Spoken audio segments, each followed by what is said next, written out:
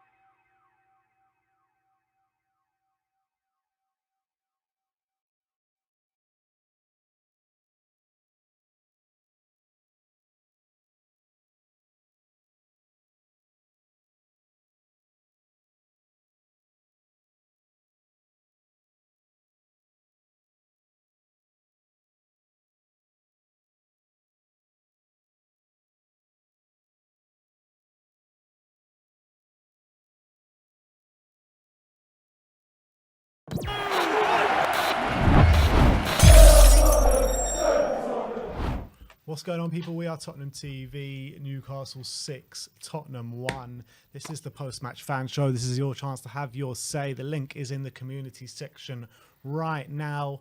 The lines are getting pretty busy already. We're ending the stream after 9 minutes in consolidation with Spurs. Yeah, and look, an absolute shit show from start to finish today. An embarrassment. Hugo Lloris was talking about the lack of pride within the Spurs dressing room. He was talking about the lack of fight, how Newcastle just wanted it and we just couldn't match them, which was, it's just unforgivable stuff like this. Apparently, Daniel Levy has been seen storming into the Tottenham dressing room after the game as well. But look, let's get you guys on and have your say. And let's start with Brian Daigle. What's up, people? Brian. Brian. Are you on mute? So first of all, let me just first of all start by saying I'm Delighted to hear Daniel Levy has been storming into the changing room because all of a sudden his Champions League money has gone. I can't wait till Thursday night because I'm going to be storming into my seat to tell him exactly what I think of this prick. Exactly what I think of what he's done to this team. Exactly what he's done to this club. This spineless, gutless, toothless club. From the very top to the very bottom. Anyone that tries to find a positive, a reason to say, oh, this isn't down to Levy, this isn't... Do me a favour, I'm done now. I'm done. Playing games it's over. It's over. I don't care what you think of me. I don't care how you receive me. I will fight with the people I fight with until this guy is so far away from this club that we can try and get a sense of belief and pride and passion and desire in this club. That was one of the... I mean, I was pissed off last week with Bournemouth. I mean, guys, I feel so sorry for you having to do this. I know just how hard sitting in those seats that you do. The people that went there, I feel very, very sorry for. And if Tottenham Hotspur don't refund every single one of those people's tickets, then they're more of a disgrace than I ever thought was possible. But you guys have to sit there and commentate and put on content for the thousands of people watching where you have to put yourself through that part as well. So full credit to you and both of you. We are just the biggest disgrace and banter club I've ever seen. And everything that comes our way, we absolutely deserve it. What was your reaction when you saw the lineup initially, Brian? Well, to tell you the truth, mate, when I first heard the lineup, I looked at my app, and I've got everyone's got their own like kind of apps for the scores and everything, and it actually showed me that Sarr was playing left centre back in the back three, and I was like, oh, surely not. But I think that's because the app is so default. Oh yeah, Spurs are playing 3-4-3, 3-4-3, 3-4-3, that it just did that, and it just goes to show you how much of a state of a football club we're in. Because last week he said this isn't tactical, it's individual errors. So he gives Sarr a start and allows all those other people that have made the individual errors to carry on. And then when the shit hits the fan, he takes Sarr off. Rather than one of the others that have made this mistake. That lineup, like you said, Perisic, I mean, those wing backs were horrific. I mean, everyone, listen, no one gets away from this today. Every single player. Kane got his goal, but horrific. Kulusevski, you need to be dropped. You need to be dropped. The whole I mean, I'd start the youth team. I'd honestly start the youth team because at least they show a bit of fight and aggression and desire and passion. Hugo Lloris, listen, there's loads of rumours coming out about why he didn't come out for the second half. It was an injury or he's had an argument. He said in his interview he was injured. Yeah, well, let's hope it's that or whatever. I don't want to see him in a Spurs shirt again this season. He's horrific. His confidence is gone. The whole team is horrific, but Fraser Foster needs to start. How many weeks have I been saying that with you guys on here? This is just a joke now. It's getting beyond the joke. The lineup. What can we do, Sim? What can we do? There's just nothing. There's just absolutely. Was today evidence for you, Brian, as like why we haven't been seeing a back four this season? Oh, without a shadow of a doubt. Without a shadow of a doubt. I mean, Romero was a disgrace as well today. Let's not pretend and just say, oh, because he's our best defender and he's won a World Cup, which someone said to me was a positive thing to look at Tottenham. We have a World Cup winner. I didn't know Tottenham won his nails for the whole game. Mate, the goal, whose was it? I think it was Isaac's first, where Porro was playing him on side, and then Romero just let it go. It is a shambles. We can't play a back four. We can't play a back three. We are. And you know what? What I said in one of my tweets is Daniel Levy had the fucking nerve to sack Martin Yo at half time. Well, let's see if you got the balls to sack Stellini this evening. Or are you going to wait for him to resign to save a few more pennies? What's the difference, Brian, if he sacks him now or if he leaves at the end of the season? If he sacks him now and Mason takes charge, at least Mason will try and play attacking football. At least we tried Mason. that today, didn't we? Well, no, Mason will try things. Mason will try. It's too late. Stellini tried things today. It's to mate. Yeah, when we're 3-0 down. We don't have the Mate, players. That's as simple as that. Listen, you know what I've said as well at the moment? Like I said, I don't care about the results. I don't care. This season, I don't care if we lose every game. I couldn't give a rat's ass, and I don't care if people come for me. I don't care. Europe's done. I don't give a shit. I don't care about results. Actually, I've been going on about the players. I don't care about the players. I don't care who signs a contract. I don't care who leaves. I don't care who comes in. I don't care who the manager is. Like I said last week, he can be the Jolly Green Giant or Captain Birdseye for all I fucking care. All I care about is the people at the top leaving this football club. That's all I care about. And until this happens, until people wake up, and I've seen the trust come out today going, this is really unacceptable, and we can't do this, and this is unacceptable.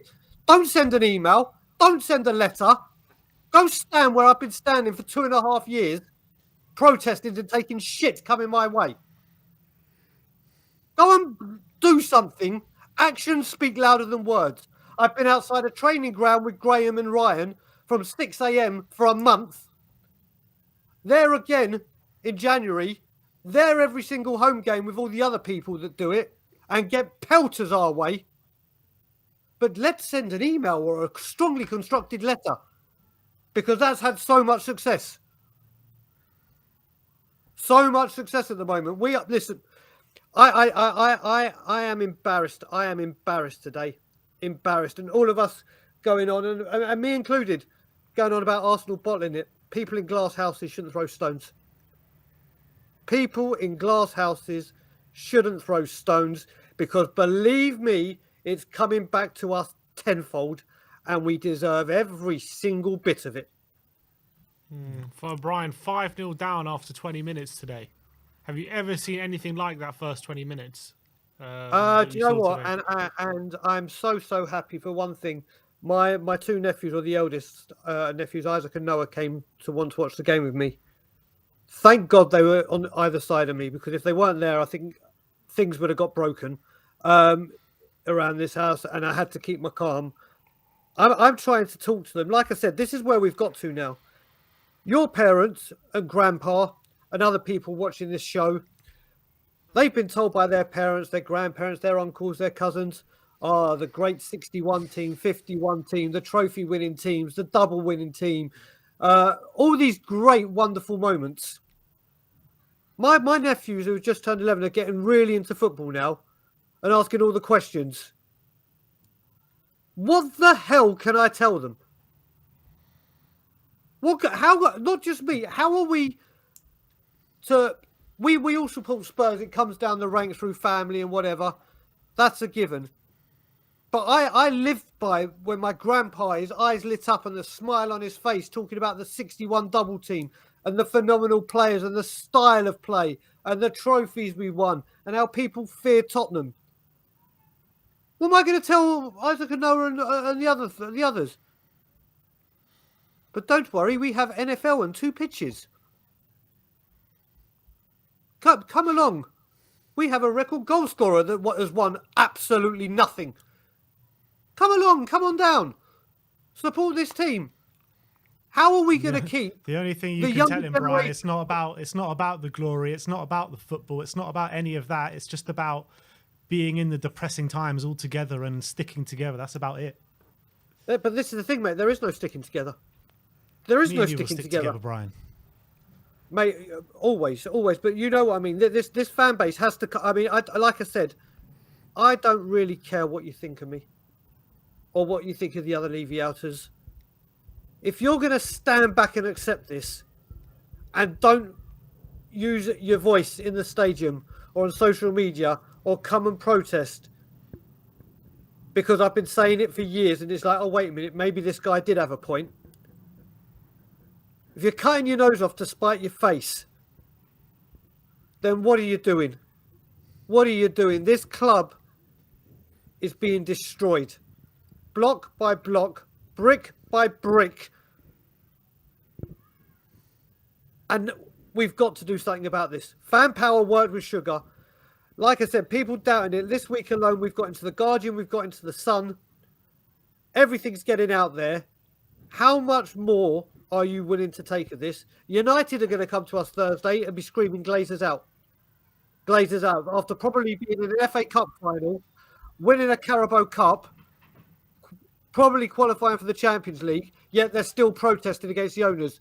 They bring in Eric Ten Hag and spend £90 million on Anthony, however much million on Martinez and all the other players they bring in. Cristiano Ronaldo causes shit. What they do? The biggest money spinning player in world football next to Messi. Oh, he's brought the club into disrepute. Bang, off you go. We won't worry about the money. Manager says out, he's out. But we'll just sit here, carry along. Now, Thursday, it best be toxic in there. It best be toxic. And all those fans that are going, Maurizio Pochettino, he's going to Chelsea. Now what are you going to do? Now what are you going to sing? Yeah, talk about the hierarchy, Brian. Like the excuse, I guess, before now, since Conte's been sacked, is like, with Paratici, his future uncertain. They haven't been able to kind of act in terms of getting a new manager and getting the ball rolling. Now that's dealt with, and with Spurs going as they are, surely they have to pull their finger out and start doing things now. When it comes to getting a new manager, getting director of football, like there is no excuse for it taking any more time anymore. Simeon, you know what we've become? These managers now, we're kind of like Watford, but just not as prolific.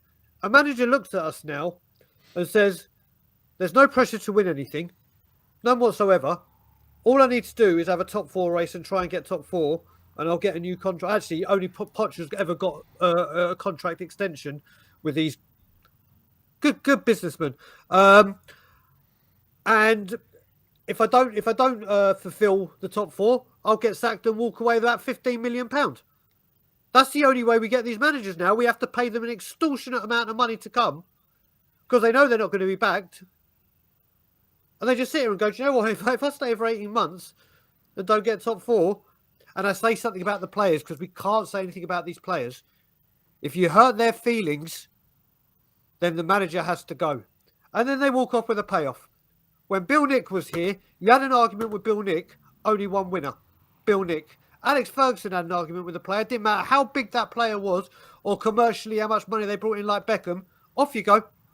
Off you go. The manager has spoken. Who in their right mind is going to come here?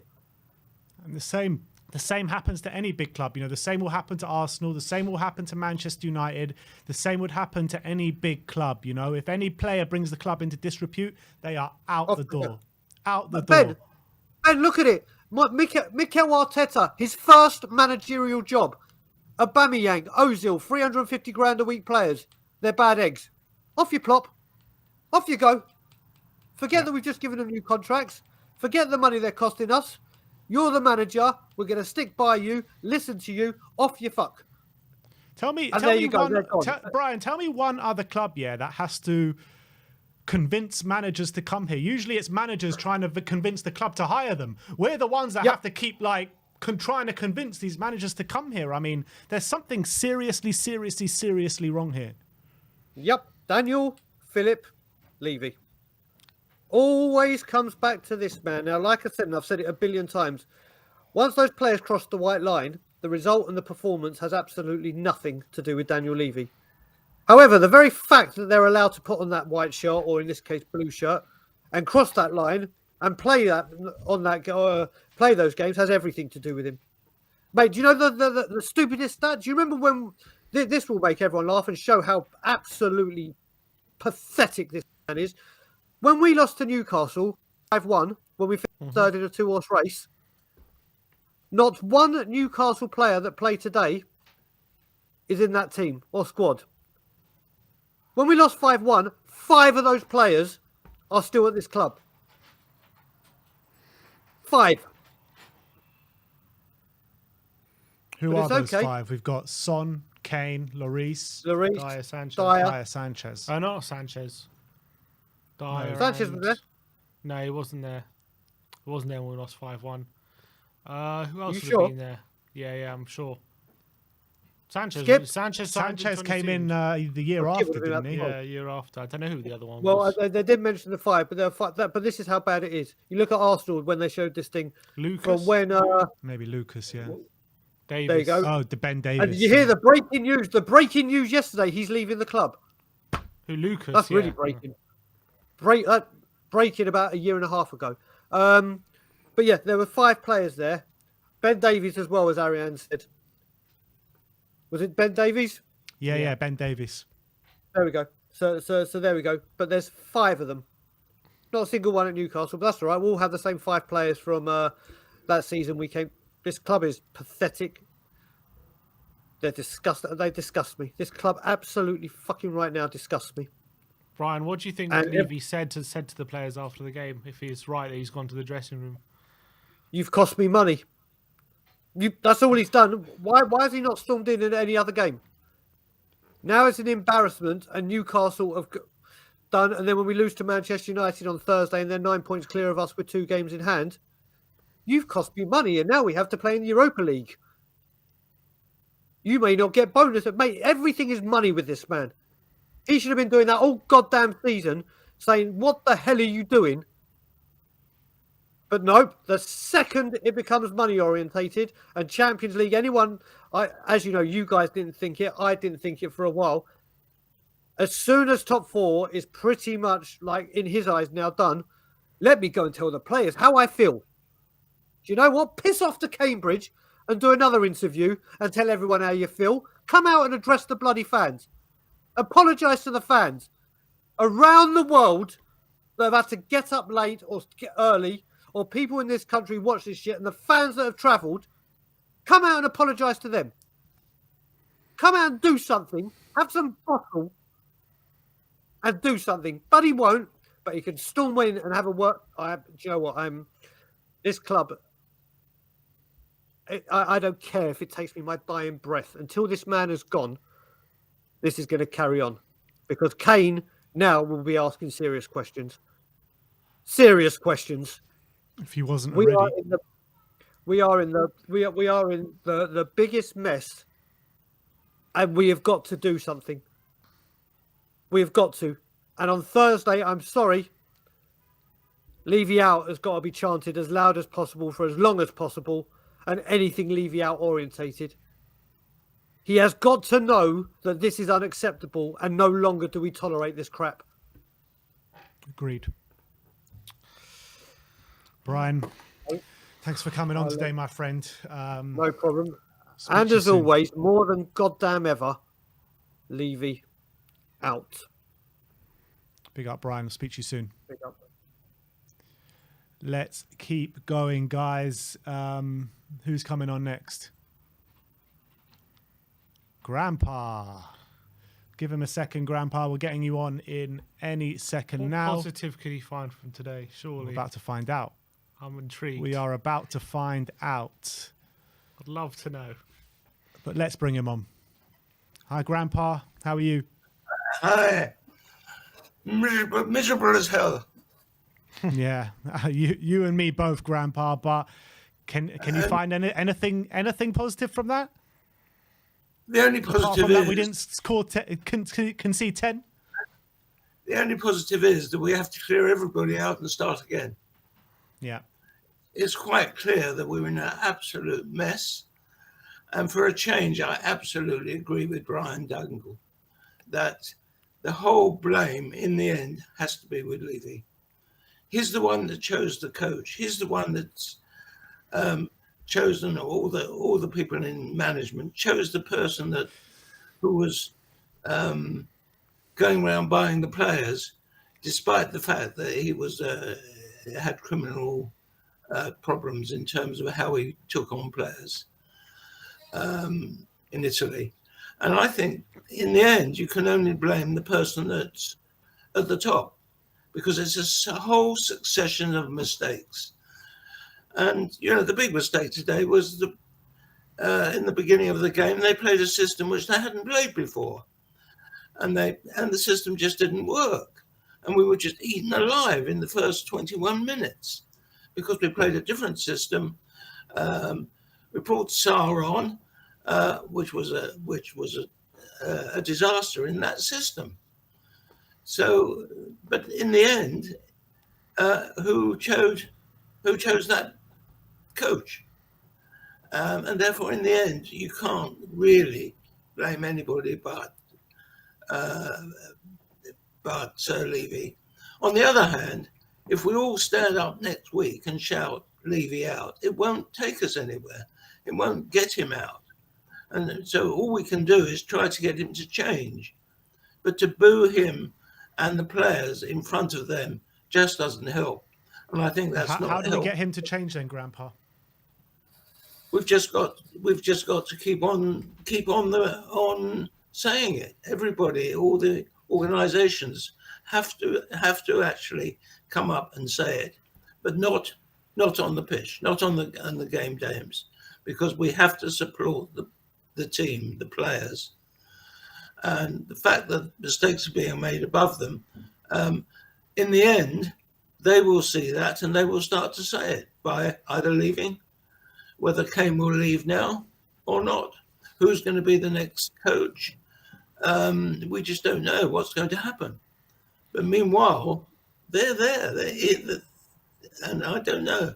Maybe it's right that I just don't know the answer because I've never been in this situation before. Well, yeah, it's difficult, isn't it? Because we want to support the team. Trust me and Ben, we want to be supportive and be positive about the team and try to cheer them on. But when they start the game, we're 9 minutes in with 3-0 down and 20 minutes in with 5-0 down. It's like, if the players have given up, how can I support them if they've given up themselves? And let's be honest, Grandpa, fans were a bit more positive coming into this game because the system was changed. It looked like we were going to go for a more attacking approach. And like you say, we got completely eaten alive. I mean, the leadership from top to bottom at this football club has been so bad for so many consistent years now. Me personally, I think big noises need to be made in the stadium because I think that's the only way in front of the Sky cameras that he's going to take any notice. You might be right, but I don't know. But I don't now disagree with the fact that he's the person that causes all the problems. And I agree with that. And all the mistakes that have happened are by people. If it's not by him, it's by people that he's taken on and paid a fortune to. The wrong players have been bought. We didn't buy the right players. We didn't buy the players when we should have done. I still think we've got the makings of a good team. And we played a bit better in the second half, but we just got that because he changed the system back. But, it was awful. It was awful. It just broke my heart. And I had two people around here to watch the game, and they both left at lunchtime, at the half time. Grandpa, do you agree with the sentiment that the fans who travelled up to Newcastle should be refunded after that kind of performance? They certainly should be apologised to, refunded. I mean, they can refund them, but I don't know whether that would make any difference. You're not talking about a lot, but yes, I think I would agree with that they should be refunded after that performance.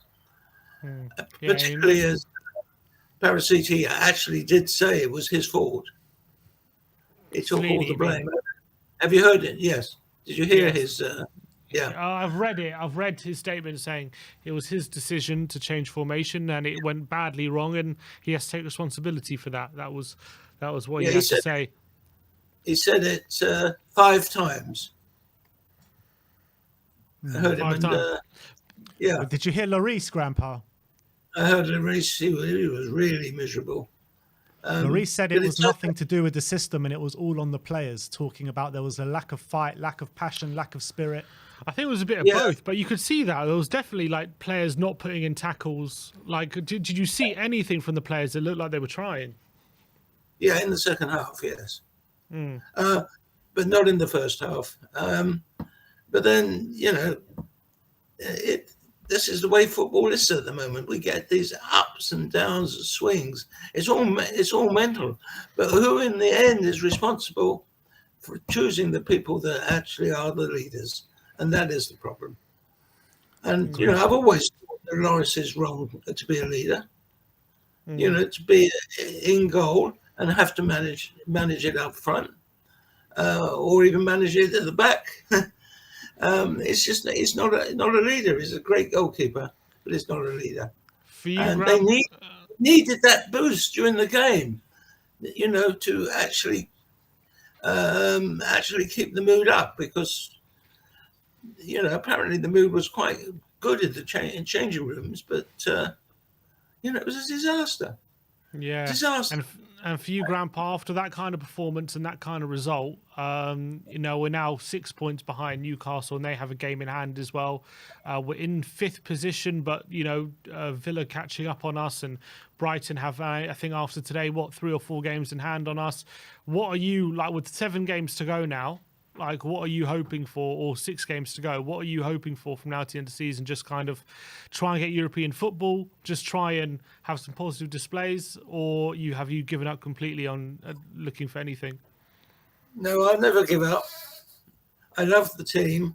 I love Tottenham, and I have done for many years because of you guys mainly. And I really think that there's a slight hope that we could still get 4th, but it's very, very slight. I think I think you're the last Tottenham fan remaining who still thinks that. Well, it's 1.71 percentage. They've said 1.71. Is that right? And I think I'm at, that's hope, but it's not in my heart. And I hope that we can just finish so that we can see, so the good football that we can do is seen, and that we can get a manager in that is going to do some good for us. But I don't know who that is. Yeah, who probably does know? That's the $1 million question, Grandpa. Yeah, now Mal Paratici's stepped down. There's no excuse, is there, for all this waiting around, getting the new manager in place. We need to start to act. We need a bloody sporting director first. Yeah. Well, Levy's taken that on himself, so it's always been him anyway. Yeah. But he handed it over to other people. So let's see. But let's see some. I'll be happy if we can see some good football. We can do 1 or 2 wins. We can beat United, which is the only way we'll get any Manchester United. It's the only way we'll get a bit of plus, and that we're seen to be that we've got footballers, but we've got to make the changes. We've got to have somebody there that is creative, thoughtful, and knows the football game really well, knows the players well, the players that we want to buy. You guys will be better buyers of the team than the rest. They should be asking your opinion. 100%. When I hear... Get me and Sim on the board. Yeah, I think so. Or if not on the board, just there to advisory board of the of finding the new players. I mean, what's really interesting on your channel, there's some people that speak, that I don't like. Calling Levy a maggot, I think I don't like that. And I responded to it on the whoever TH Tottenham Hotspur guy that does his tweets is, but he called him a maggot, and I don't think that really helps.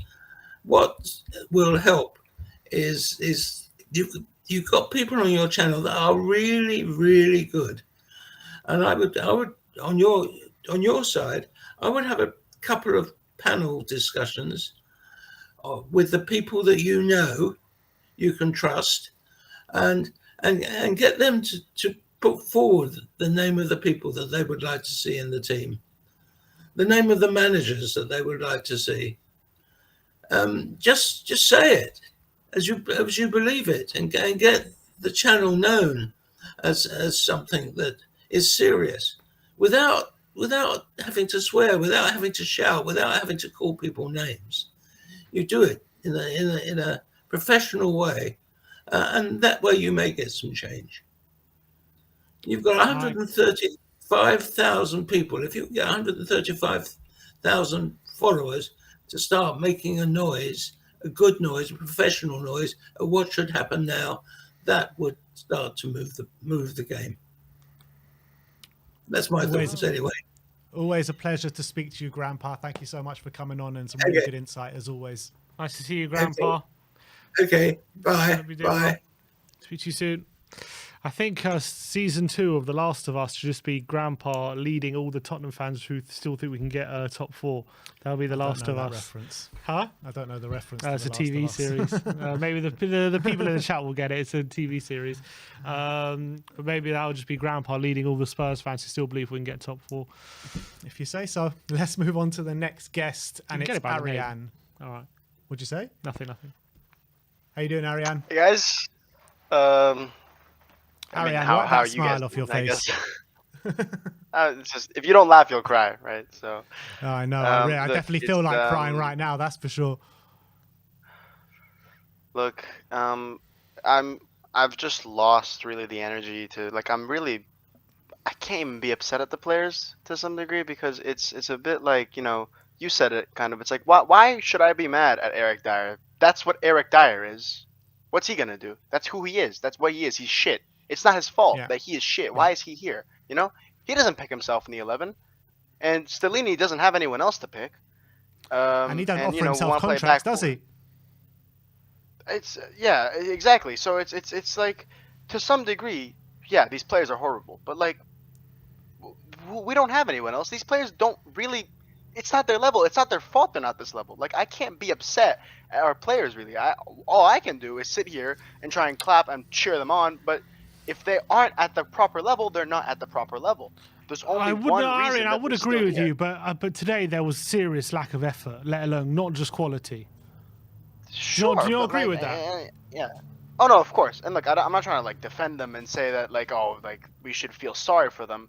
It's just I've just really I'm just not interested in directing my energy towards them anymore because at the end of the day they'll be what they're gonna be. You know, there's only one reason that we're in this situation. We're stuck with these players who don't care, who aren't good enough, who get out there and they smile when they're losing 5-0 and they're you know just trotting along, trading. I mean, you know, trading shirts a little bit of a nitpick, but still, like at the end of the day, like there's only one reason that this situation is what it is, and that's the board. You know, you guys. I mean, Brian mentioned it at length, so I don't want to like repeat it a million times, but there's no club where the manager doesn't make any decisions but the tactical ones. He doesn't have any transfer decisions to make. All the transfers are headed by some chairman with an ego and clearly no expertise in running a football club. You know, you're going to tie the hands of the manager behind their back, not give them the players, sack them, put a worse version of them in charge, who also doesn't really have any tools anyway, and you're going to be surprised when he shits the bed too. Like, I mean, it's you know, there's only one person we need to be directing all this energy at. It's not Dyer, even though he's horrible. It's not, you know, Sanchez, even though he was a little bit better today. He's also horrible. It's not Lloris, even though he was horrible. It's not Kulusevski, even though he had a horrible game today. It's not Højbjerg, even though he had a horrible game today. It's not Porro, even though he had a horrible game today. It's not Perisic. It's Levy. There's only one person we have to direct all this energy towards, because at the end of the day, everything that's happened, every little thing that's happened, all comes back to Levy. All of it. Not one thing is the fault of some other random factor. So what's the way forward, Ariane? The way forward is like here's the aftermath of this game. What's going to happen is there's going to be another protest. It's going to consist of about 8 people, and they're all going to get made fun of on social media like they always do. And we're all going to be sitting here scratching our heads at why we can't change the situation. But what needs to happen is a protest with actual support from all sects of the fan base. We don't have that. We haven't ever done that. I don't understand why we've never done that, because I'm sitting here in America and I would kill to be at the ground I would sit outside for hours if I had to, with hundreds of people if necessary, for as long as I need to get this board out. But it seems like you guys over there, plane, you're Ariane. not willing. Get on the plane. I wish I could. I wish I could, but it's I really don't get why we were unable to organize, and it seems like a profoundly Spurs thing. Arsenal had a protest not too long ago. Look at where they are right now. Manchester United, look at where they are right now. I mean, why is it that Newcastle fans eventually were able to hound Mike Ashley out. Why can't we? Why can't we? What's it about us that we can't do anything? Well, it's a bit Uh, different, I would it, say. I think all those situations, the Glazers and the Cronkies are still there at Arsenal, Man United. They haven't left, and Mike Ashley has always said if he got a good offer, he would leave, even when they were protesting, and then they finally gave him a good offer. Spurs is worth 3 billion or whatever. They're not going to take less than 3.5 billion. I think how much they buy Newcastle for? 300 million, something like that. Yeah, but the fact of the matter is, can a mass protest in mass numbers force change? Yeah. Never mind. Change, yes, but maybe not out. Yeah, fine. But it seemed as though those protests, maybe not the Newcastle one, because Mike Ashley was probably going to go anyway, but maybe that Arsenal protest did force change because everything seems to have changed since then. I mean, I don't know. Arteta was already there at the time, wasn't he? Like, I think they're already going in that direction. Like, I don't know. Yeah, it was Maybe there, but, he they did, had but major transfer problems then. Then they weren't spending. They really weren't spending money until about 2 windows ago, and that's once they spend money, then they ended up finishing 5th, and this season probably 2nd. Like that is a major progression. We've finished, what was it, 4th? We went 2nd, we went 3rd, then 2nd, then 3rd, then 4th, then 6th, 7th, 4th, probably 7th this season. But the thing is, that protest, Ariane, that Arsenal did, right? They had a mass protest outside the Emirates. What was the result from that protest? They got Josh Kroenke to sit down with the fans and outline his plans for the club and where he wants to take the club. And he followed through on everything that he said pretty much. And he's got quality players in. And that's the steps that we need to be taking. 100%. And that's what I'm saying. We need to organize. But all we're going to do is a small, very small, minute, completely irrelevant sect of the fan base is going to get outside, protest like you guys did, get the banners, be there for hours, maybe even get, like on Sky Sports or something. And you're all just going to have clips on you on the internet as memes. That's literally going to be the best case scenario, and we're all going to be sitting here scratching our heads. Oh my God, why can't we force change? Why do you think? Like why do you think we're making fun of the people trying to force change, and then we're sitting here making fun of them, like crying at Daniel Levy to change? Why would he change? We're the ones discouraging it ourselves. We're the ones helping him. So I don't understand what people are expecting if we're all going to just sit here and go to the stadiums and pay the money and do everything. We're not. I haven't bought. I used to buy a shirt every single season. I haven't bought a shirt for like 2 seasons now. I'm doing like that. That's all I can do because I can only watch the games and buy shirts. I can't buy no tickets. I can't do nothing like that. I just have my shirts. That's it. I don't have any other control. And if I did, I'd sit out there and do all the protesting, but I can't. And I wish that I was there, and I wish that more fans there would, because we have to get up at like 6 in the morning today to watch that shit. Like it's. If you were to make demands of Levy from now to the end of the season, for action for him to do, what would those be? I just want a process, and I want to see progress. I don't even expect to do an Arsenal where we're going from 8th to league title challenges in 2 years. I really don't. That's not what I'm asking.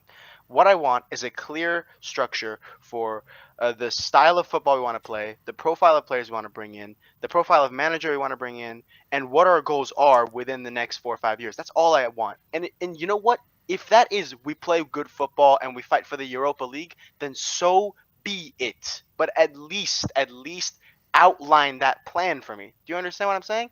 If Daniel Levy comes out tomorrow and says we're gonna hire an okay manager and an okay sporting director and we're gonna play just good football, we're gonna be a better version of Brighton basically, and we're gonna fight for Europa League trophies and maybe cup runs, and we're gonna, if we can fluke a title challenge, we'll do that too. Like if really that's his ambition, at least outline that for me, because I'm at this level where I look at us and I can't tell the difference between us and like a West Ham right now. I genuinely can't. We some days we go out there like today, we look like literally the worst team in the league. I could not tell you a team that has played worse in any game this season than us in this game. We've literally this is the worst performance of any Premier League team in this season, where we looked like the worst team in the whole league.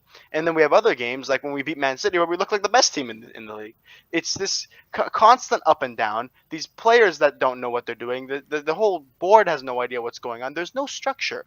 At least provide me with a plan. Provide me with where we're going. And if where we're going at least isn't even to the very tip top at least if we're on a path, I can at least have some peace in knowing that this is the plan, this is the structure, these are the profiles of the players we're trying to get, this is the profile of the manager, this is the style of football play. I want to have an identity again, and then we can build on that. But we don't have anything right now. We literally have nothing to lay on. We're just going out there and throwing things at the wall, and sometimes it sticks, sometimes it doesn't.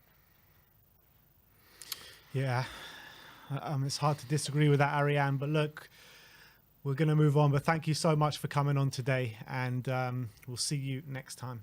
That's one, Ariane. Hopefully in a bit of a better mood. But as always, come on, you Spurs! Come on. Let's keep going, guys. Next up is the Joracle. Let's see what he has to say. Let's see what cherry lager he's been sipping this time. Jory, talk to me, my friend. Hey guys, how are you doing? All good, Great, man. top of the world.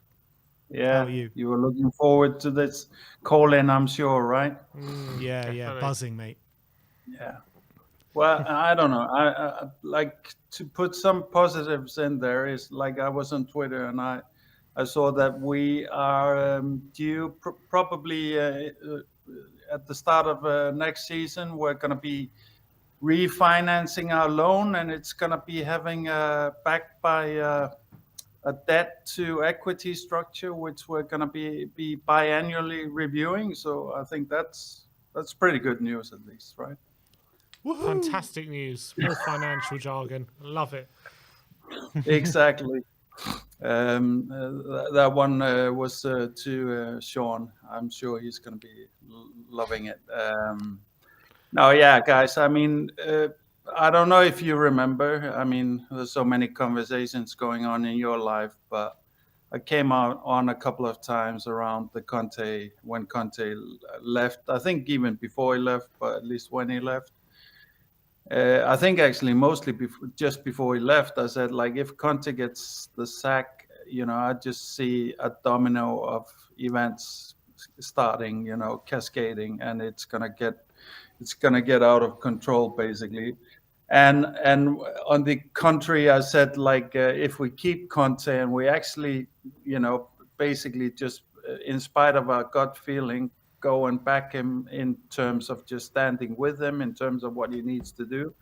It shouldn't necessarily be more than 4 or 5 players that to revolutionize the team, and I still stand by those words. Unfortunately, we went for the first option, which is to get Conte out and the cascading. I mean, we're just at the start of it as well, So. Because it's going to mean Kane is going to go. It's going to mean, I'm skeptic. I was very skeptical about Nagelsmann, but the amount of news that's come out of Germany about him being ready now for Tottenham or looking at Tottenham, then I believed it a little bit. I thought it might be actually a possibility, but I think after today, that's completely gone once again, And, we've Levy made sure that Potts had no way back, So most of these Levy inners are also completely deluded. Potts nostalgic, romantic fans, and think that bringing Potts back is going to bring the football that we saw on the Potts back, which is complete nonsense, of course. Is there such thing as a Levy inner anymore? Is there such thing as one? I think Sean Butler's still there. I mean, No, he's not. I was watching. He's not. No, I mean, he says not, but then he spends all day excusing Levy's actions, But I do. Yeah, I don't. he likes to give nuance to the argument. No, I don't want to make it about anybody. I think there's a lot of Levy inners in the terms, in maybe not Levy inners, but I think there's a lot of people, and I know this from protest in Iceland and stuff like that. A lot of people are just very, very repulsed by protest and protest culture, and of course the negativity that goes with it, And I think, I mean, your hardest days in the studio, guys, is when we have one of these. I mean, today is extraordinary for sure, but to have to basically dive in the deep end of the negativity and toxicity is definitely something that repels a lot of people. But it shouldn't be about that. It should be about common sense, And if you just go through it, like I know way back when I got the nickname Jericho, and I'm very proud of it, And it was because I made a few good predictions at the time,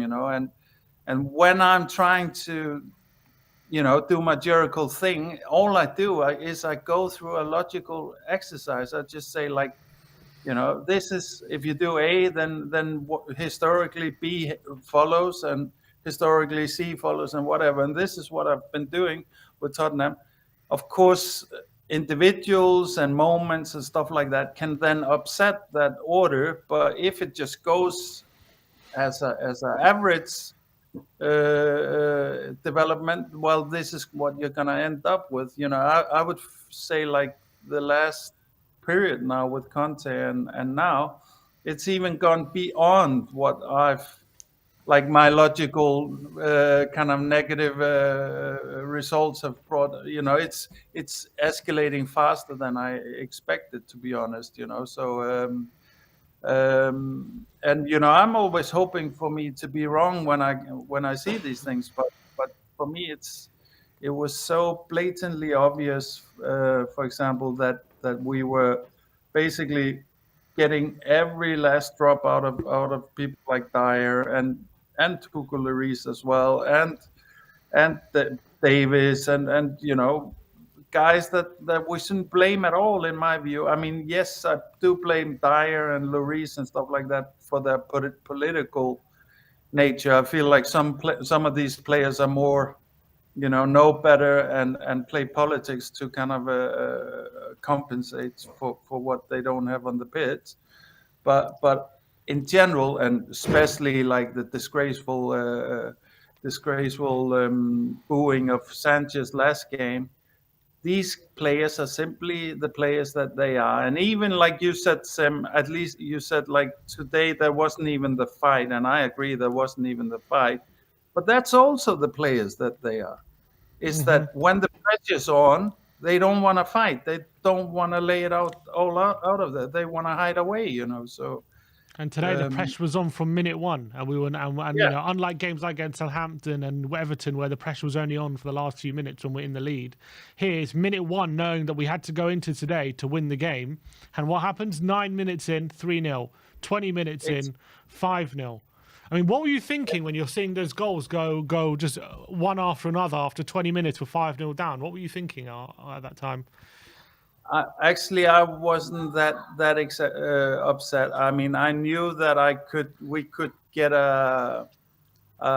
because Tottenham is a team that has Harry Kane, has Son, has all kinds of forward options that basically can carry us in a moment, and so you can never write off the opportunity that, or the possibility that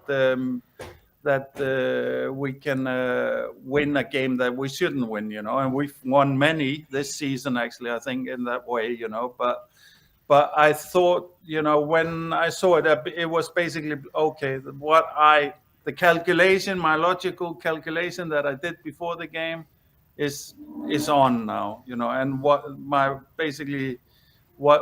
logic told me would be the worst outcome is what we're gonna have here. And after I realized that, what, minute 5, when were we 2-0 down? That's minute 5, right? Yeah. So I realized that it was gonna be that. Then I kind of like, okay, now I just hope that there will be no hiding anymore. Like, I just let it all be revealed. Let them see what this defense is. Let them see the absolute collapse of Lloris, which has been shocking. I don't know. I think maybe, like, I'm suspecting now with the tunnel thing, like, because it didn't come out, maybe Lloris is also burned out, like mentally burned out from having this defense in front of him, and you see a bit of it, like with De Gea and Maguire together, like they can't stand each other, and I can imagine Lloris, after years and years of having Dyer and Sanchez and such in front of him, just can't take anymore, So But he's no less, he's show up for everybody else at the very least, But yeah, I think for me, because I think what's positive now is that now we really, really need to unify, and we really need to cross whatever counter narrative there is, And like, I don't want to listen to any more, Sunday coaches talking about formations and so on. It's not about that. It's about lack of cohesion in all things football. There is plenty of players there to do pretty good stuff. We are hopeless with our defense, but beyond that, there's plenty of players that can do something that's gonna turn into some kind of progression, at least. It's what you set yourself as a goal, and then you go get it. We don't have any goals apart from top four and revenue schemes. That's all we have. We don't have any goals in terms of what club we want to be on the pitch. The fans have conflated individual accolades of Kane and Sonny and so on, and bought into the whole business PR as something that's a thing to be proud of. This is not for us to be proud of. I'm happy for Kane. I'm happy when Sonny wins the boot. But this is not our glory. Please start understanding that. Our glory is getting something that's the glory of the Bats. And we haven't had anything like that since Potts, the best years of Potts. And before Potts, yeah, we had periods for sure. But it was never due to Levy's workings or Levy's decisions. It was simply due to the players, the managers, and so on. So yeah, now, I mean, like you say, it would be absolutely amazing if people are still Levy-inners. I don't think people will be too vocal in terms of Levy-in, but they will still resist and not come together and not back this, because all I want and all you guys want is a path to success.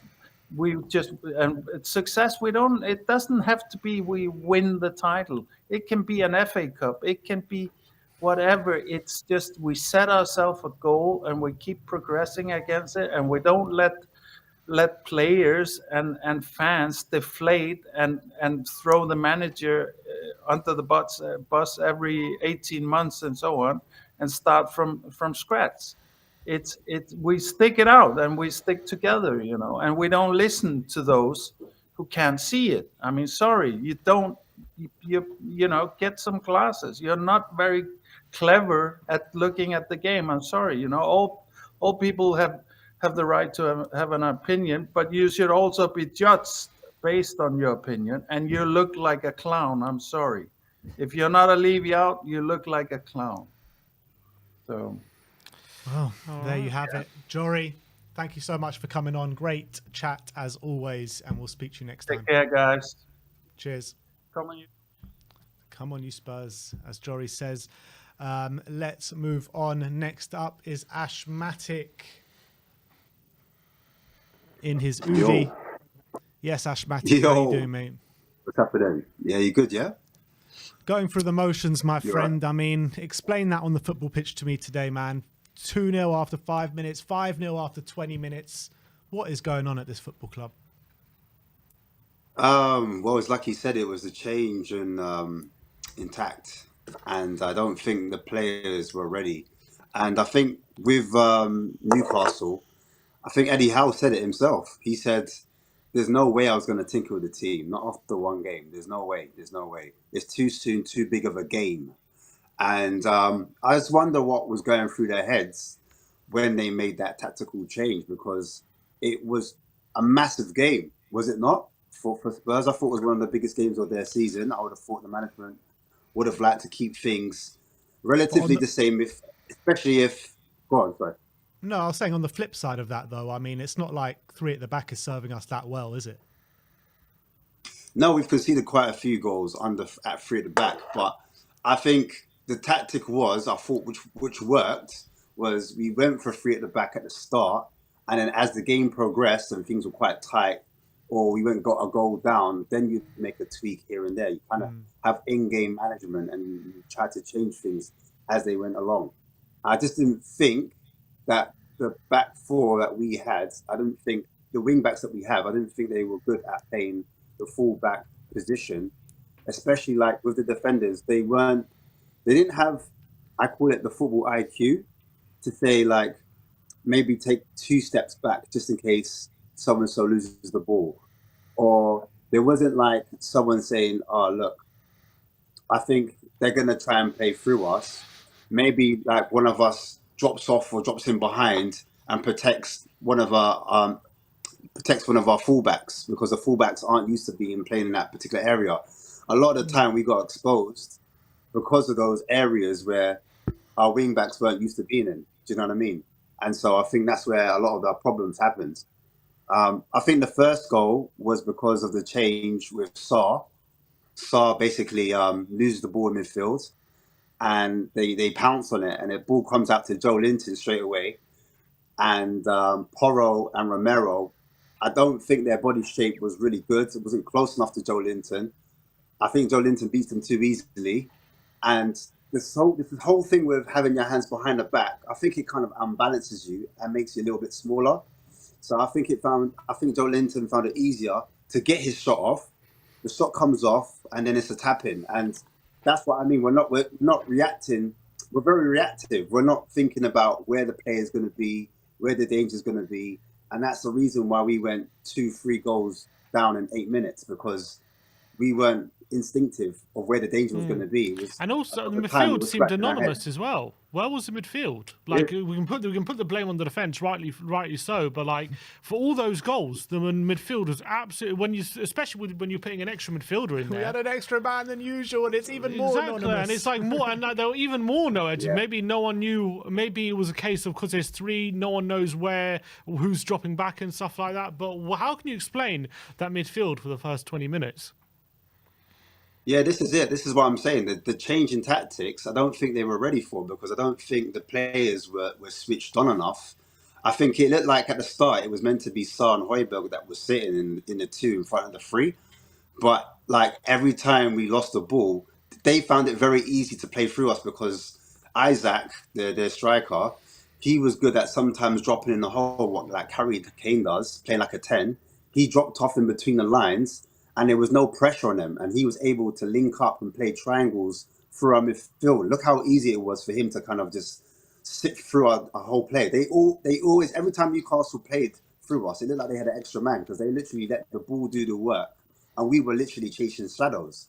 And like you're rightly saying, it's like we had no midfield. It was like, what was the extra midfielder doing there? Like that's the reason why I felt Sarr came off, because he was ineffective in that position. He kind of went missing, and every time they had, even when we tried to press high, there was a time like we tried to press high, they just did the ball for the second goal. They did the ball over the top. And I thought that's what we should have been doing. Instead of us trying to play out from the back, because we were playing out from the back, and I thought that was a big mistake, because Newcastle like to press high and they like to come onto us. I thought we should have gone along at times. The time we did go along, they won the ball back.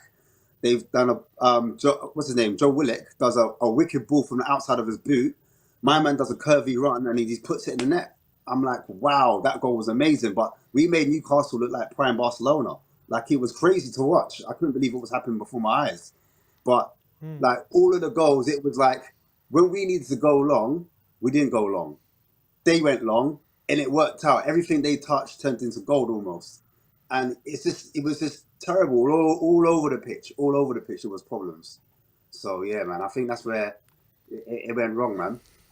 And that goal you were talking about, right, when Sarr gives the ball away and Joe Linton dribbles past, who was it, Romero and Porro. I mean, Joe Linton was just walking into the box. I mean, and no one was coming to challenge him. No one was putting a foot in.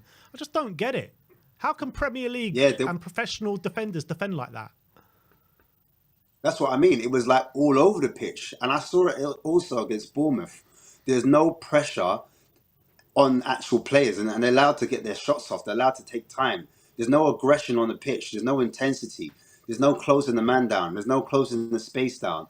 There's no anticipation. They found it so, like, the amount of times they were just passing through us. was ridiculous. And like I said, when they wanted to go long, they could go long. When we tried to go long and press up the pitch, we got caught out so many times. They had space. Sometimes they had space in behind to play in against us. And sometimes even when we did sit off them, they played through us. And it was like whatever we did, we didn't have an answer. And Lloris came out and he said, it wasn't even a tactics thing, I'm not going to lie. It's just the actual desire and the fight. And obviously Conte alluded to that as well earlier in the season. That was the last thing he left with us, because these players just don't have the fight. They lack the desire. They don't have the hunger. They're used to it. They're used to not fighting for anything. They're used to not playing for anything. So I think it's a mixture of things. I don't think it was just the players not having a fight and a lack of desire. I just think they looked a bit lost at times. And when you go 3 goals, no reply in 8 or 9 minutes, like naturally you're gonna sink. You're looking for leaders, but there are none, because everyone's like, "What the? What's just happened?" And it's just a repeat of every week. Every week we capitulate. It's not like, oh, we capitulate against Southampton and then we bounce back against Everton, or we capitulate against Sheffield United and then we come back against Wolves. No, or AC Milan, we capitulate and then obviously we come back against, I don't know, Bournemouth, or I don't know, there's games I'm missing out here, like, but it's just a constant theme where once we go down, we can't bring it back. We just don't have it in our legs. It's like we either look too lethargic, no energy, not enough bodies in midfield, wing backs are too high up, naive defending, people pointing fingers, people blaming. It's like the whole thing. And Lloris coming out saying, "Oh yeah, like I was injured. That's the reason why I didn't come back on the field." I want to know, what minute did you get injured? Was it when they scored within 2 minutes? Was it within the first 5 minutes? Was it within the first 9 minutes? When was that injury? I don't picked buy up? the I just injury wanna know, bollocks. like- I don't buy that at all, to be honest. Yeah, no, I don't buy it either. That's what I'm saying. He needs to come out and say when he was injured about injury. Injury where? You're not He playing said the next he game said now? it was from a it was from a kick. He felt something in his hip go when he'd done a kick. And to be fair, that is what he was injured for last time when he was out for like 7 weeks or whatever. He'd done a long kick and then it was the same thing. So I don't know. I don't know if it's the same thing. There's rumours that he Fair enough. he Fair might not be available for next game. I think people are saying, but we'll have to wait and see. But I think you're right when you say it's a mixture of things in terms of, is it the tactics? Was it the lack of fight? And I think it is both, because I think when we play I think we've lacked fight all season, but I think we've been kind of papering over the cracks with this defensive formation. And it's kind of papered over the fact we lack fight, because in the front line we've got quality which can sometimes win us a game or two when we're lucky if we keep it tight. But in this formation, it kind of exposed the lack of fight even more, in a way. So like I feel like this formation is, as I was saying to Ben before the game, like in a back 4, there's going to be no hiding for these defenders. When they have a back 5, they got cover for each other. So even though they can make a mistake, you'll have players around you to make up for it sometimes.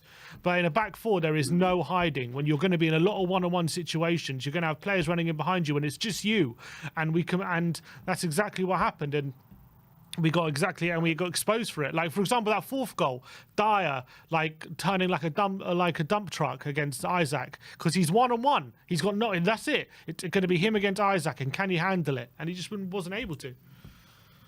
I think Isaac was good for running on his blind side. That's the reason why he kind of beat Dyer. But you're right, man. He just doesn't have that kind of, I always call it that mobility. He doesn't have that pace. He hasn't got the nous. And that's why I thought a little bit of football IQ, drop off a little bit, get closer to the men. I thought it would be better if these players went man to man a bit more aggressive, a bit tighter to the players, because they were getting way too much freedom, too much space. They didn't know how to defend the space.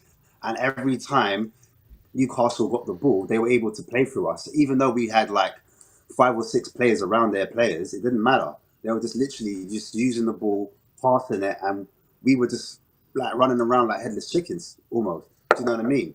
They were always there first. They won second balls as well.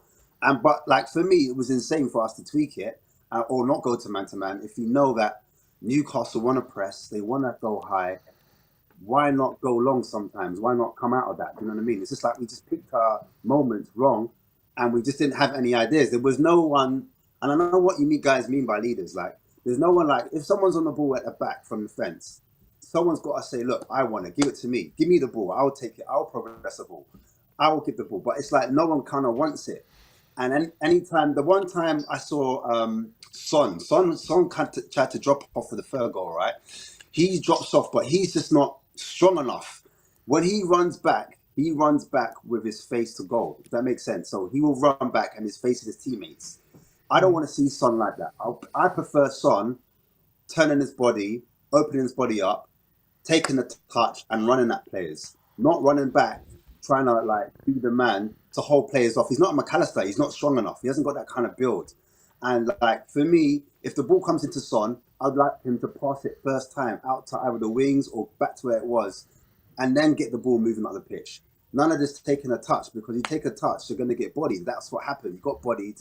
He doesn't. For me, in that hole, he's just not strong enough. He's just not strong enough in that position. And I know he's done it a couple of times this season in that position, but the majority of times it gets founded out. And I just think tactically it's easier to prepare for. And going into the game, we just weren't in the best of form. So why play out for the back? Why risk it? Why do those risky tactics? For me, that's all down to Stellini. I think he made a big error on that one. I don't think he should have changed that big of a formation tactic. I know he had a few injuries to deal with. I get it. But just no. Not against Newcastle, not away as well, because our away record's been terrible, and especially with all those fans on our back, all those away fans on our back. Sorry, Newcastle home fans just shouting. I just don't think they've got the minerals. I don't think they've got what it takes right now. So I would have just stunk it out a little bit, just see it out a little bit. But obviously we went down at 2-0. Something's got to happen. You got to be a manager and could get hold of the situation. I didn't really see him getting a hold of the game and trying to tweak things, or tell a player, no, you need to come over here, come over to this side, protect him. Maybe you push up or you fill in. There was no in-game man management, and it was just hard to watch. It was hard to watch, and now I don't think much is going to change. I think Stellini even said that he wants to see out to the rest of the season. I don't think Levy's going to come and change anything drastically. I don't think he's going to look for a manager to come in now anyway. I don't think any manager will want to come in now to agree to kind of fix the mess that we're in. Probably, if Nagelsmann's watching this, he's thinking, yeah, you know what? Yeah, I'm all right still. I'm not going to lie. Yeah, I can keep that. I'm not trying to ruin my name. I heard what Conte said about you lot. I'm good. So, And if like, Poch is watching, yeah, he's like, where's that Chelsea contract? Well, listen, if it was me, my brother, I would do the same. Like, I would do the same thing. I'm not gonna lie to you. I'm not gonna lie. So it's a mess right now. We just got Scott Munn. He's on gardener's leave. He's in Australia right now, watching flying spiders and kangaroos and sharks. I just say, man, just stay down under for a bit longer. I wouldn't be in any rush. To come here anytime soon, if I'm being honest. But it's just a capitulation of things. And coming back to the what people were saying, like, everyone wants change. I've said it before on the channel, but I don't know if it's going to be enough. I mean, like, if we get battered at United and the fans start fighting each other, maybe that will change. I don't know. I'm not saying I want that. But I'm just saying maybe if that happens, maybe, I don't know, there might be a change. Who knows, man? Who knows? It's not looking good, man. But I always say there needs to be a storm before a rainbow happens. And that's all I got to say. This storm has been brewing for 4 years now. When's it going to happen, Ash Matting? When's it going to happen? We need I the know, rainbow. right? I Where's know. the rainbow? And listen, Benzema, Simeone, listen, I'm trying to put some positive spin on it. I don't know what to say right now. I don't know what to do. Bro, it's peak. I don't know. Like, I'm trying to give hope, but there's no hope. It's just like, yeah, just burn the whole thing and bring on the academy players. Just let the academy players just see it out. Let Mundo and them man there, just the Vine and all them guys there, just let them have a little run out. Why not, man? What 6-1? We can't get worse than this. Can we? Wow. Don't speak we too got soon. Anfield next weekend, bro. Liverpool beat United 7-0. I wouldn't put it past them. I would not put it past them, bro. Brother, we had the worst run. I don't know who was writing the whole Prem story, but they screwed us over, man. They screwed us. Who would have known that that even Brentford. I'm shocked of Brentford. Nah, coming bro, in. I don't bro. even You want can't talk about no one screwing us over when we were 3-1 up against Southampton and 1-0 up against 10 men Everton and losing at home to Bournemouth. There's no one screwing us over but ourselves. It's true. It's true. It's true. It's true. And I agree. Ash, Yeah, it's man, always a that's you, pleasure man. to speak to you, my friend. We'll speak to you next time. Love, guys. Big up, big up, big Always. up. And that was Ashmatic. No Great hope. call, as always. No Let's hope, go point Ash. on to George. Does he follow Ashmatic's words saying no hope at Tottenham? What'd you say, George? Oh, he's you're on mute. I think. It was our end. Sorry, it was our end. Hi, can you hear me? Yeah, we can hear you. Great.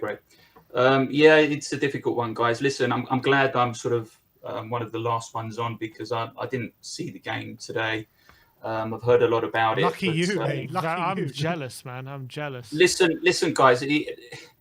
If we're honest with ourselves, we were not expecting a win at Newcastle, were we? So, No. I mean, I think we've got to see this for what it is. And Stellini basically has made a change to the squad at the wrong time.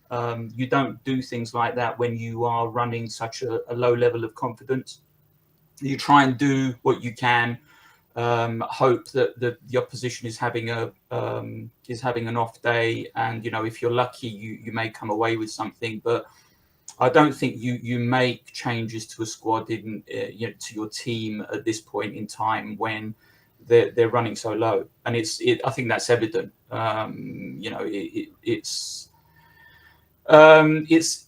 It's going to be the same until we put a new manager in place, until we get new personnel in place, and unfortunately, these are now chickens coming home to roost. It's not. To me, it's not that great a surprise because it has been effectively. Look, forget the 22 years of neglect. Certainly over if you sort of want to sweep the first 15 years to one side, it's certainly been 5 years of neglect. You need to be freshening up a squad of Premier League players if your objective is going to be to compete at the highest level. And if you want to just see a microcosm of that, look what happened when we brought in Kulusevski and Bentancur last season. So, you brought them in, they perform, we up the level, we end up getting into Champions League. Now, we can sit down here and we can argue about getting Champions League. I personally want to see trophies. I've given up with the whole let's try and get into Europe concept because I just don't think that it's worthwhile as a supporter, me spending money on tickets to go and watch the occasional AC Milan, Barcelona, Real Madrid for the sake of saying I went and saw Real Madrid, Barcelona and AC Milan, because I'm not getting the vibe really that we're there to compete for this tournament. So I would rather get lucky and win an FA Cup or a Carabao, and at least that's silverware. But I just don't think that the ambition is there from these owners to achieve that. And what they're trying to do is just get into Champions League each season to try and recognise the revenues. And it's been done to death. We've discussed it, sort of ad nauseum. So, Brian said it with far more emotion than sort of, I'm a little bit longer in the tooth now. And, I've come to the realization that we are where we are. So it's a case of where do we now go on from here? So far, there's been so much disunity in this fan base for one thing and another. One side wanting Conte out, the other one wanting Pochettino in, the other one wanting Levy out. And look, if we are honest with each other, the result today has to focus the fan base to say to themselves, look, the whole situation is a mess. And you would have to be seriously, and deluded is a word that we use more and more these days, but you would have to be seriously deluded to say that things are running okay at Tottenham Hotspur Football Club. So if you are going to come to the conclusion that things are not running correctly, we have to say, well, why? And the problem has been A, recruitment, B, lack of investment in the squad, and C, it's really chasing revenues and not success on the football field. And it's been 22 years of constant examples of this regime getting it wrong. And we are now at the point where chickens have come home to roost, probably at the worst time where it could have happened, because Newcastle have now got their sugar daddy owners. Chelsea, whatever we say, they throw money at everything. So at some point, they're going to come good.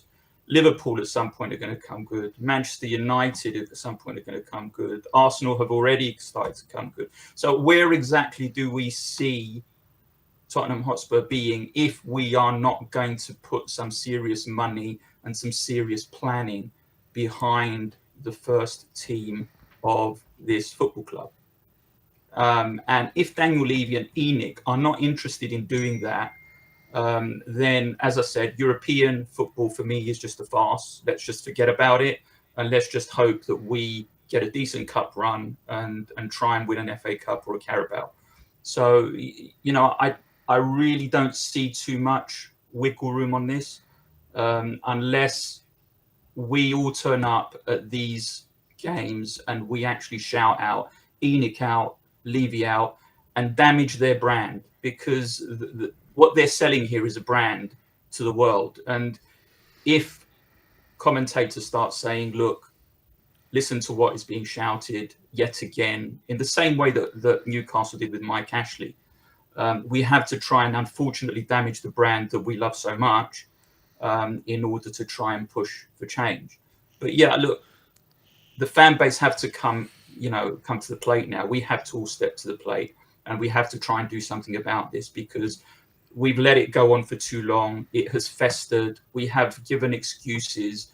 We have been lucky. We've been lucky with Harry Kane coming through the ranks and being as prolific a player as he is. We have got lucky with the fact that Sonny came on when he did. I would even go as far back as to say we were lucky that we managed to sell Gareth Bale for the price that we did, because ultimately, yes, we misspent a lot of that money, but it did allow an element of reinvestment into some of the players like Christian Eriksen and a few others that allowed the level to be brought up. So, if we ourselves don't start shouting for this change, if we don't start assisting with the protests, look, it's going to just carry on. It will continue to fester. If we pick up another trophy somewhere along the line over the next 10, 15 years, we can kind of pat ourselves on the back. But, the reality is that there's been a lot of neglect, and it's going to take a long time and a lot of money in order to get it right. Yeah, look, I don't know what else to say to that, because I think it's absolutely spot on. And do you feel like now you're saying all the fans need to get on board with the protests and stuff like that? Do you believe that should be happening inside the stadium? Because we were having a chat with my grandpa before. He was unsure whether we should be able to let the negativity seep through inside the stadium and make our feelings known throughout a whole 90 minutes instead of just spurts throughout the game and a protest outside the ground. I think both. I really do think both. I mean, why not? I mean, let the Sky cameras, let the media come and talk to the protesters and see it for what it is. The more damage is done to the brand, the more likely that there is going to be a shift here.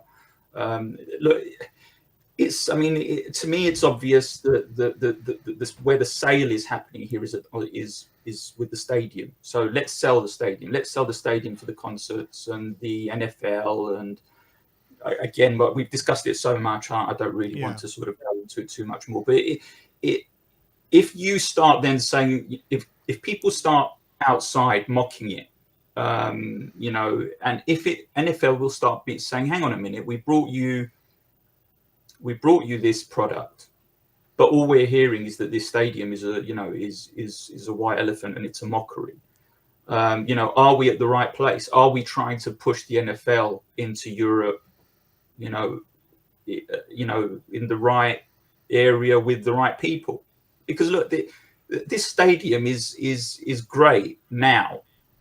There are other stadiums that are going to get built, and when they are built, they will end up being better than ours.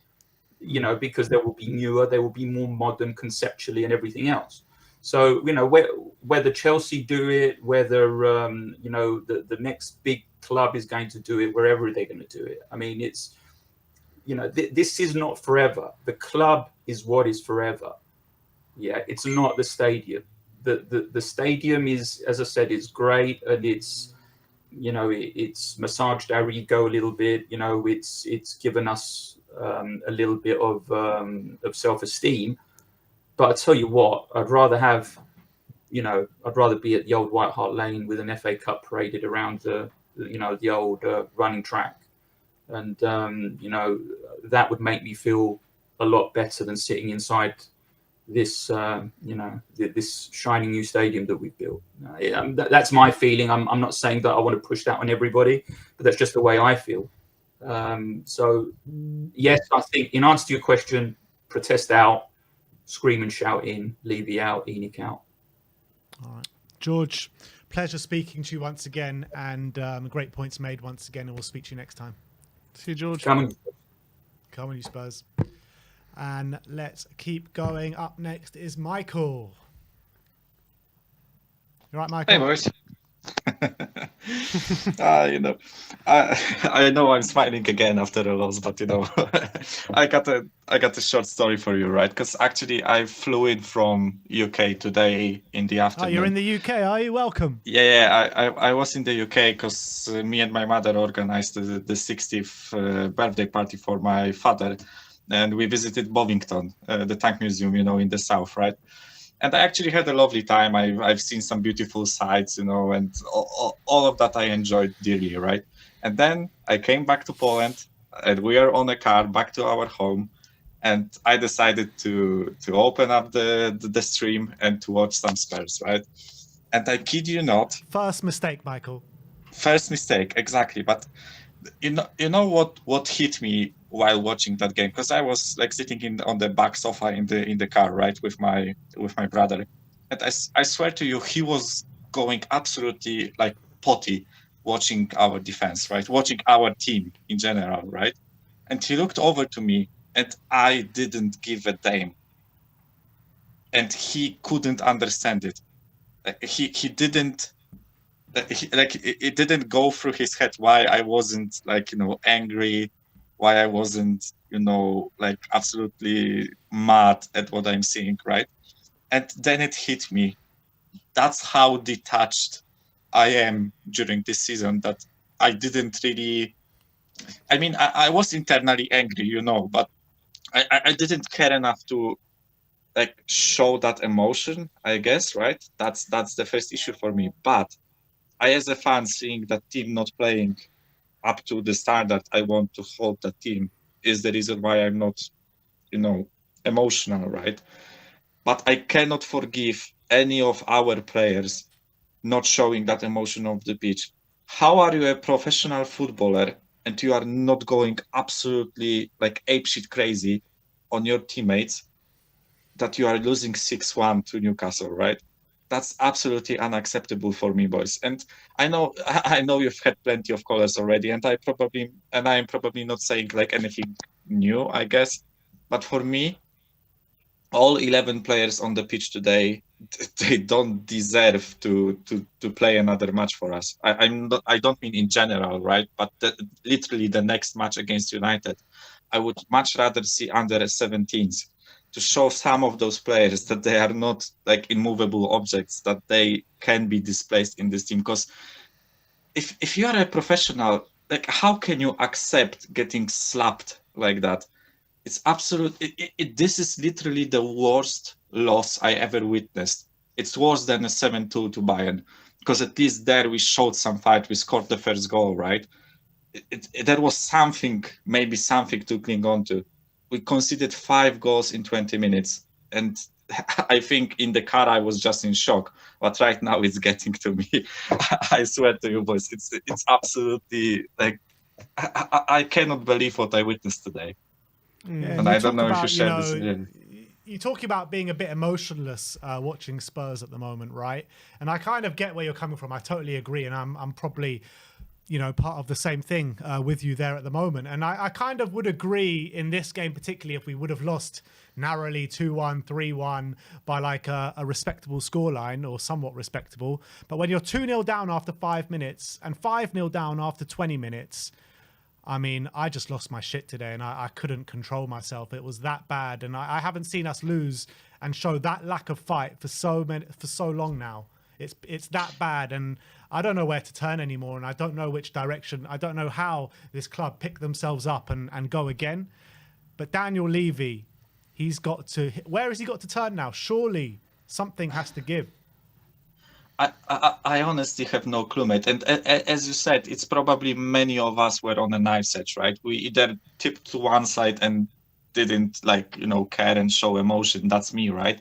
And it's on the other side, we go absolutely like apeshit crazy, right? That's what you did today, Ben, right? But it's normal to react like that when you see your beloved team get absolutely embarrassed. And for me, the fact that we lost to Newcastle is kind of symbolic. I mean, if it was United, if it was Liverpool, if it was City, right? We know that they are bigger teams than us, right? And I'm not trying to excuse it. That's not what I mean, right? But the fact that it was Newcastle, the team that struggled to stay in Premier League only like 2-3 years ago, and I know they got their new owners and they are the richest club in the league, whatever, right? But they didn't invest more than us. They didn't, their team was much worse when they started, right? And the fact that they slapped us 6-1, if that doesn't ring any alarm bells, sorry, if that doesn't ring, then I don't know what will. I honestly, if that's not like a clear and obvious example that something is absolutely like rotten to the core in this football club, then I don't know what else people need to realize that, right? That's the level I'm at, right? Because there is literally nothing to you cannot excuse such a performance, right? It's on one hand, it's like it's the coach's fault, it's the player's fault, it's the ownership's fault, and it's all the same things that I and many others have been saying throughout a couple of months already, right? That it's not only Conte's fault. It wasn't Conte's fault only for the way that things were going, right? It's also the players' fault, but it's not only their faults. It's also the ownership's fault. And to answer your question, I don't really know where he turns, right? But he has to fix the fuck up, because we are going to sink lower and lower and lower and lower. And people say if Kane leaves, this team is doomed, right? And that they don't want him to leave in the summer because this team will be doomed. But he will leave eventually. Even if he doesn't leave in the summer, he will leave eventually. And this guy, he's marking, he and Son in the previous seasons, he's absolutely like covering how absolutely atrocious this team is. I swear to you, boys. And I because I've just been on another stream, right? And I've said something along the lines that, and we had a Newcastle fan there, right? And I've said something along the lines that I actually, other than Kane, Son, and maybe Kulusevski and some other new players, I don't like this team. I swear to you, I don't like the personnel on this team. And I think for a fan, that's the worst thing that you can say. Because I asked this Newcastle fan that was there with us, right? I asked him, you have a lot of like characters in that team that you can like, right? When you look at Bruno Guimaraes, Isaac, Wilson, Pope, Schär, Botman, Target, those are guys that you can actually enjoy watching. I enjoy watching them play for your team, right? I don't enjoy watching this team, and that's the worst thing that can happen to a fan, in my opinion, right? And Daniel Levy needs to do something to bring the fans back, right? Because I swear to you, like many fans will turn their backs on our club if it doesn't if it doesn't change. And I'm not saying that they are going to jump ship, right, and support another club, but they are going to lose interest massively. I know some diehard fans who are already at the point where they don't watch our games. like diehard fans, guys that have been watching the games, every single game, every single minute that they can, and they are not watching the games right now because they feel so detached and so hopeless watching the team. It's absolutely like killing me inside.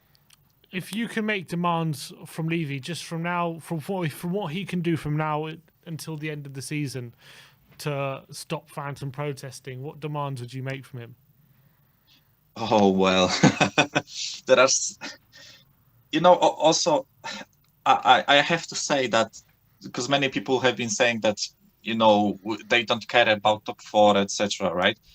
And this will lead to the answer to your question, Sim, right? So I don't mind top four being a target if it leads to something, right?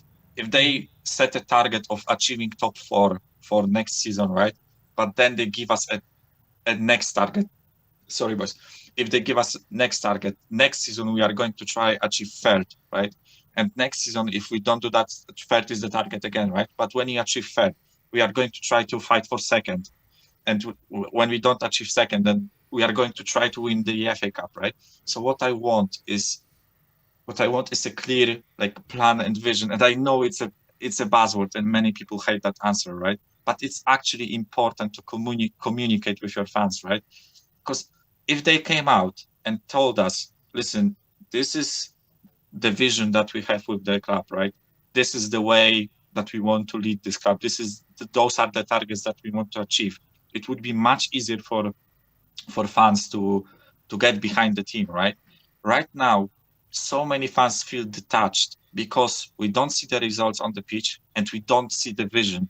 So what is there to cheer about, right? This season is a write-off, but if things don't change, then the next season will be a write-off and the next season will be a write-off, right?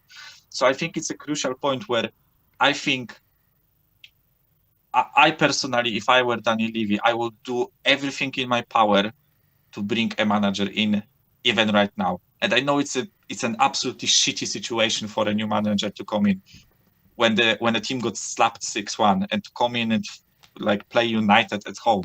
It's not an easy task, right? But I don't care. He sacked Nuno after losing 3-0 to United. I think he should do everything in his power to bring someone in, whoever it is. I mean, But we need a of sporting certain level, director of course. first, Michael. We needed everything, right? But for me, you can make it the other way around. I think the manager is the most important thing right now, and director of football should soon follow. And those two guys should match, their philosophy or however you want to call it. They should have the same thing in mind. And I think if he gets a proper director of football and a proper manager in, then I think he should not step down as a chairman. I don't mean that, but he should just leave the footballing matters to those two guys. And the only thing that he should have a say in is finances, in my opinion, right? So if they have a meeting, whatever his only role in that meeting should be to say how much money we can spend. And that's it, right? And the manager and the director of football decide on what we spend it, right? And he should say to them, listen, this is how much money you have. What is your solution for that team, right? And that manager and that director of football tell him, listen, we need to get rid of this, and this. We need to bring that guy, right? All within the budget that he sets. And then this is the only way for me that I can see many fans coming back with heart and passion, right? And they have to communicate it, right? They have to tell us we are appointing X manager and Y director of football, and we are leaving the footballing matters to them, and they are going to speak to you and they are going to give you to tell you what the plan is, right? That's I think that's the only solution for me, because if things keep going like they are, right, we are going to fall down further down. We are going to fall further down the table, right? I honestly, when I looked at our fixtures and when I looked at other teams' fixtures, I'm not kidding you, but I think we'll finish 8th. And that's absolutely shocking for me, because I just see Brighton overtaking us, I see Villa overtaking us, and I see Liverpool overtaking us, right? It's not out of the realms of possibility. And if we are detached now, when we are still somehow magically fifth, then imagine like how will fans feel when we are eighth? We are not even in Europe. There is no vision, there is no plan, there is no clarity with this team, right? And I think that's really sad, right? Because many of us like came to Spurs with a lot of hope and love, and we saw what, like, whichever moment you started supporting. For me, it was the 18-19 season, right? Even then, I when I watched that team under Pochettino, I felt a lot of like hope and and passion, and I was passionate myself watching the team, right? And I'm still a passionate fan of the team, but the 11 players that are on the pitch right now and how they are performing, I feel no passion towards them, and that's so sad for me to say, right? Because I love this team. I love the badge. I love the shirts. I love everything about it, right? But it's hard for me to watch the team. It's hard for me to watch us perform and feel anything other than disconnected, right? And I know there are many other fans like me, and all I hope for with like Daniel and other people that are in charge in our team, that they realize that this is a huge issue, right? And that they are going to lose fans, and that eventually, if we keep falling down and we become like a 14th place team or whatever, right? If they don't stop it, then suddenly the stadium won't be filled. And it may be like it will take a lot of time for that to happen, but it will eventually happen if they don't stop it, right? So all I hope for is that it's starting already, right? But it will get worse. It will get much worse, right? If they don't stop that rot. So they have to fix up. And I'm not sure like whether the plan that I tried to like come forth with to answer Sim's questions, right?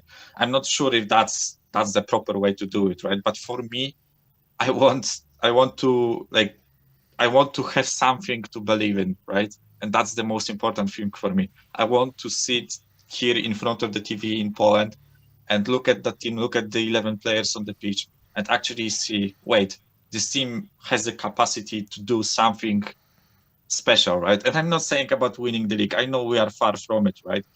But maybe fight for a Carabao, maybe fight for a Conference League. I don't mind. I just want something to get myself behind, right? Because right now there is, it's hard for me to feel passionate, and that's killing me inside. Absolutely killing me inside, boys. Michael, very passionate, very good. Thank you very much for coming on today, and we'll speak to you next time. Yeah, pleasure, boys. Come on, you Spurs. Come on, you Spurs. Conte out, he says. But look, that is that for Tottenham Therapy today. We have got absolutely embarrassed today by Newcastle. Well, I should say we got absolutely embarrassed by ourselves more than Newcastle, to be honest, today. And it's very hard to take. Very, very hard to take, especially when you're 5-0 down after 20 minutes. I've never seen anything like it, to be honest. But thank you, everyone, for watching today. We'll see you all tomorrow for an even deeper dive into what went wrong today. But like, subscribe, and comment. And as always, come on, you Spurs.